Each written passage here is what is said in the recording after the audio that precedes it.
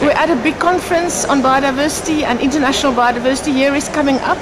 There's a challenge on the table for scientists, and you have a message to the scientists on responding to this challenge.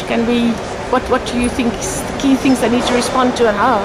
Well, amidst all the discussion on the science policy interface that's going on at the moment, and there are lots at national level and internationally, particularly internationally in the context of this intergovernmental platform on biodiversity and ecosystem services, so IBERS. Amidst all of that, there's discussions around strengthening the entire science policy interface. So that includes potentially establishing a new mechanism, but also it talks about improving the science generation as well, where we generate the knowledge which will feed into that science policy interface.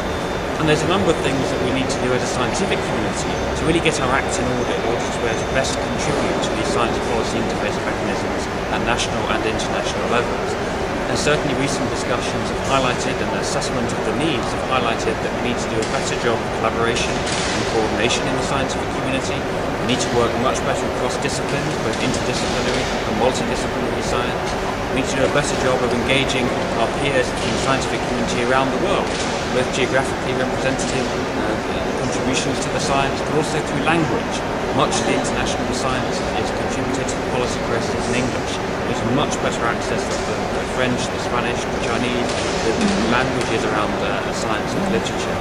And we need to bridge between epistemologies, ways of thinking and knowing and doing. So it's not just sufficient to talk about a scientific contribution, but we need to incorporate the role of traditional knowledge and all that has to offer around biodiversity management and the management of ecosystem services.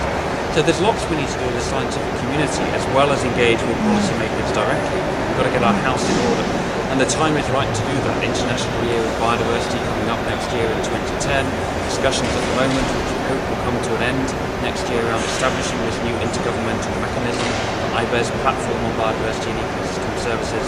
But really to make that work well, to really make a landmark in 2010 on International Year of Biodiversity, as a scientific community, we've got to get our house in order too, so we can really contribute to that process and make it effective.